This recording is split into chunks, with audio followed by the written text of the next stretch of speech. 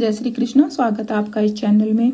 अगर आपका कोई काम नहीं बन रहा है, मेंटली टेंशन आपको बहुत रहती है, वो टेंशन काम की वजह से हो सकती है, फैमिली में क्लेश की वजह से हो सकती है, या कोई और रोग बीमारी के कारण भी आपको टेंशन हो सकती है, तो आप चिंता मत करिए। अब आपकी सारी टेंशन खत्म होने वाली है।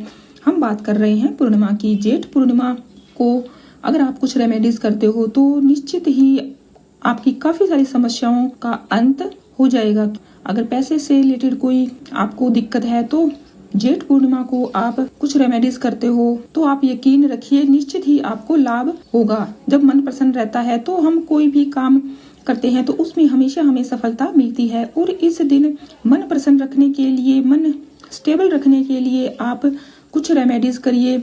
वैसे तो यह आप हर पूर्णिमा को कर सकते हैं, लेकिन जेठ पूर्णिमा को आप कुछ दान पुण्य करते हो, कुछ ऐसी स्पेशल जगह है जहाँ पर आप दीपक जलाते हो यानी दीपदान करते हो, तो आपको निश्चित ही फायदा होगा। हिंदू धर्म में पूर्णिमा का बहुत ही ज्यादा महत्व होता है और इस दिन हम भगवान विष्णु और माता लक्ष्मी की सच्चे मन से अगर हम पूजा करते हैं तो हो ही नहीं सकता कि हमारे कामों में जो भी रुकावट आ रही है वो दूर ना हो। आप पूर्णिमा का व्रत भी रख सकते हैं। अगर आप पूर्णिमा का व्रत नहीं रख सकते तो आप कुछ रेमेडीज कर सकते हो। इससे माता लक्ष्मी का आशीर्वाद आप पर हमेशा बना रहेगा। सबसे पहले तो आपको पवित्र नदी में स्नान करना है। अगर आप पवित्र नदी में स्नान नहीं कर सकते तो फिर आप जो आपके घर में कोई पवित्र नदी का जल है, जैसे गंगा जल है, वह आप नहाने के पानी में डाल सकते हो। और डेली की आप जो पाठ पूजा करते हो वह आप करिए। फिर उसके बाद आपको सूर्य को अर्घ देना है।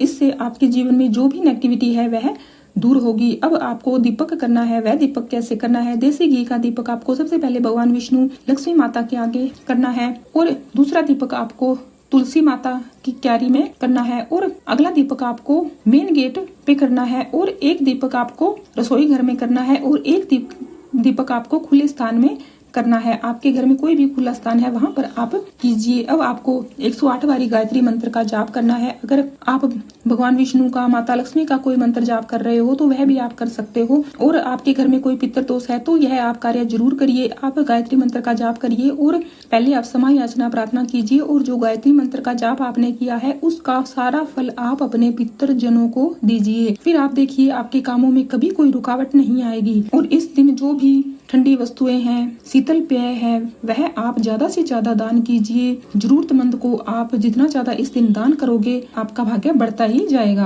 कुछ चीजें जैसे कोड़ी, अक्षत, कमल, शंख आदि का भी दान आप कर सकते हो। इससे माता लक्ष्मी की कृपा आप पर बनी रहेगी। इस दिन अगर आप गन्ने का रस माता तुलसी पर अर्पित करते हो तो आपके सारे संकट दूर होंगे और आपकी लाइफ में खुशियों का आगमन होगा। अगर बिजनेस में किसी भी प्रकार की कोई भी रुकावट आ रही है तो आप तुलसी माता की पूजा अर्चना जरूर करिए। देसी घी का दीपक आप जलाइए, कोई फल मिठाई का आप भोग लगाइए और क्षमा याचना प्रार्थना कीजिए। जितनी ज्यादा आप नेचर की हेल्प करोगे यह आपके लिए उतना ही अच्छा रहेगा। आपकी सारी मुराद पूरी होगी। आप तुलसी को ज्यादा से ज्यादा अपने घर में लगा सकते हो और उसकी अच्छे से आपको देखभाल करनी है। आपको लाल चुनरी, कच्चा दूध तुलसी माता को अर्पित करना है। अगर आप ऐसे करते हो तो आपके सारे काम बनेंगे। आप इसे साधारण मत समझिए। जो स्पेशल दिन होते हैं, नक्षत्र तिथिवार का जो स्पेशल योग बनता है, उस दिन अगर आप कुछ रिचुअल करते हो तो आपको 100% फायदा होगा। अगर आपको मेंटली टेंशन ज्यादा है तो इस दिन आप शांत रहिए, मानसिक जाप आप करते रहिए। क्रोध आपको बिल्कुल भी नहीं करना है। जितना हो सके आप चावल का, पानी का, दूध, दही का आप दान कीजिए। बिल्कुल शांत आपको रहना है। चंद्रमा के मंत्रों का ज्यादा से ज्यादा आप जाप कर सकते हो। चंद्रमा को आप अर्घ दे सकते हो। यह छोटे छोटे